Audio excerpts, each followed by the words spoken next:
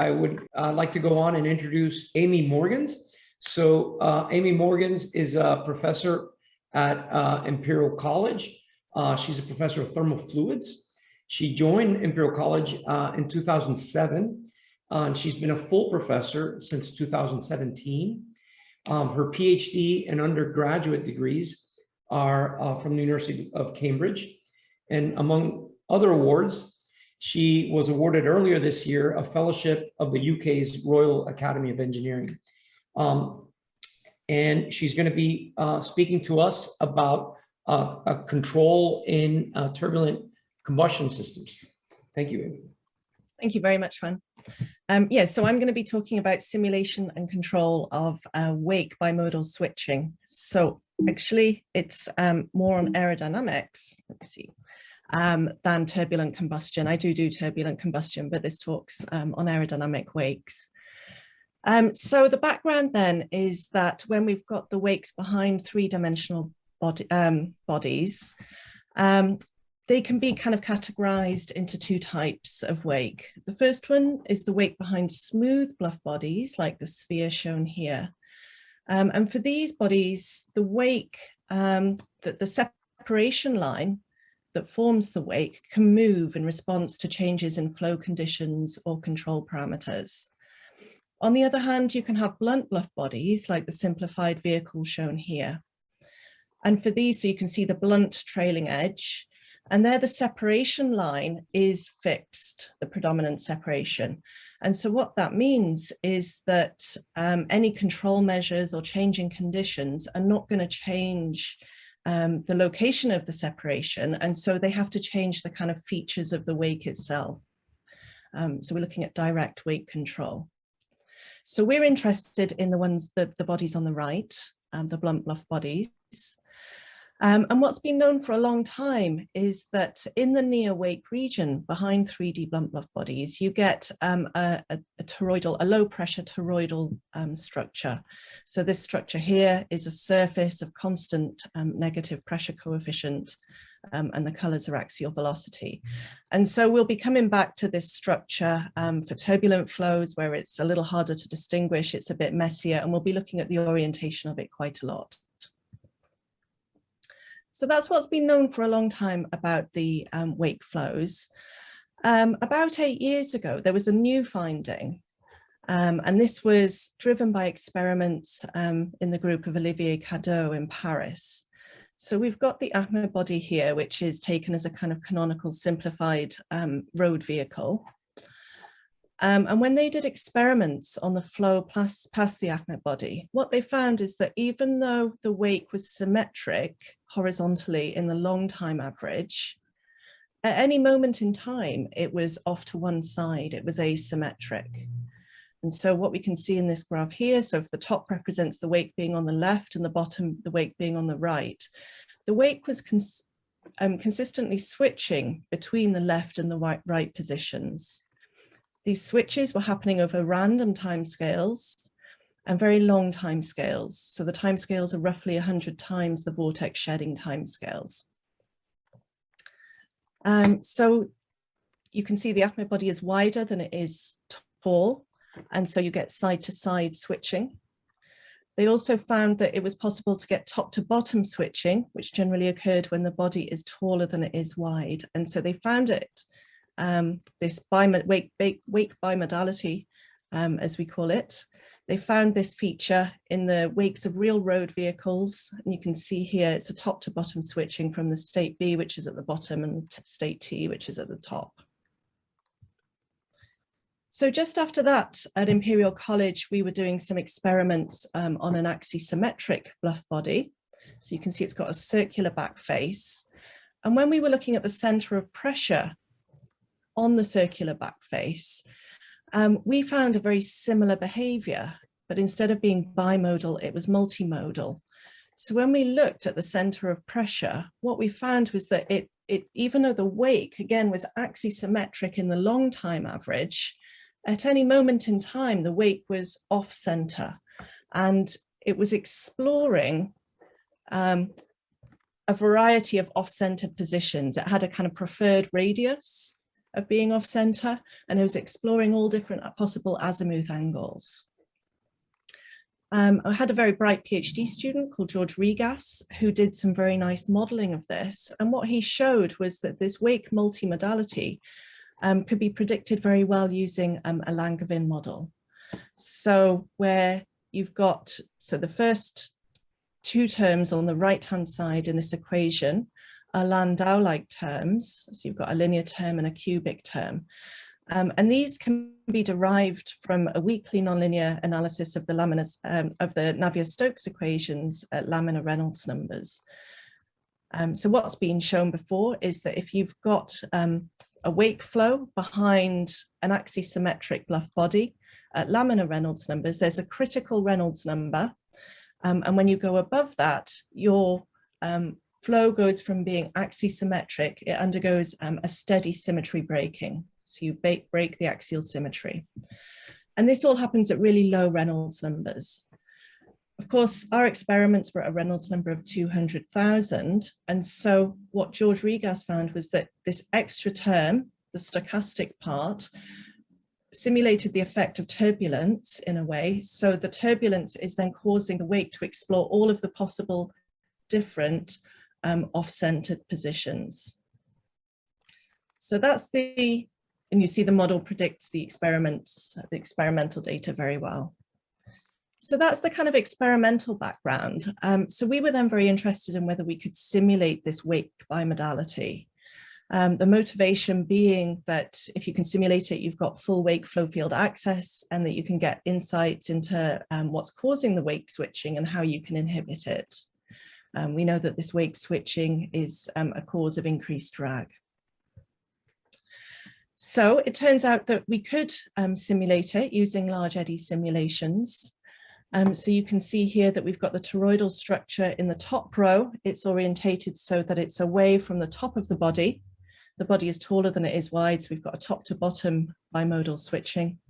And in the bottom, you can see that it's switched so that it's the other way. It's closer to the top of the body.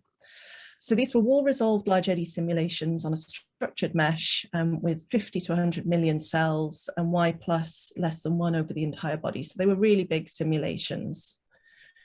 So I can show you now. So this is a movie of the switching.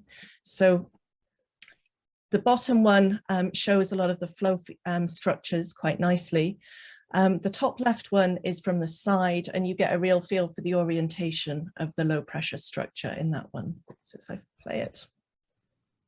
So you see initially it's orientated so that the wake is away from the top part of the body. You see some of these hairpin-like vortices.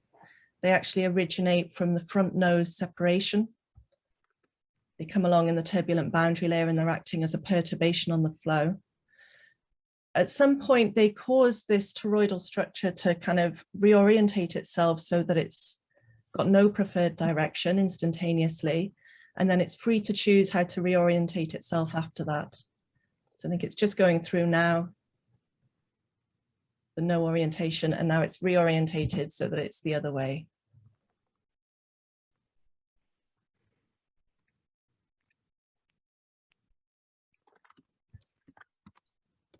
Just come out of that. So we found that we could simulate this bimodal switching, and those were the first simulations that had been performed of the actual bimodal switching events.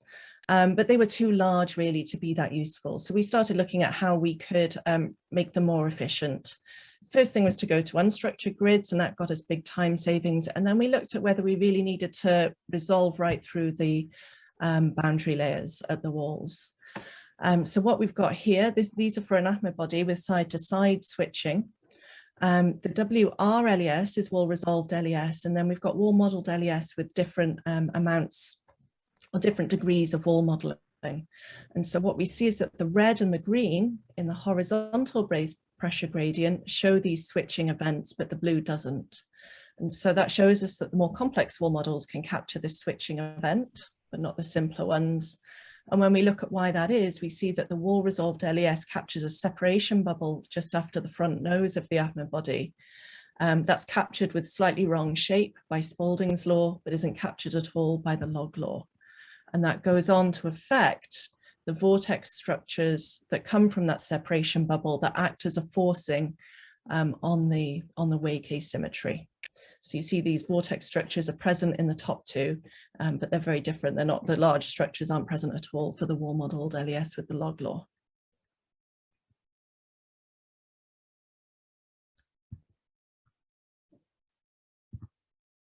Just come out of that. So something we've been working on in the last few years is, can we use active control to suppress this bi-modality?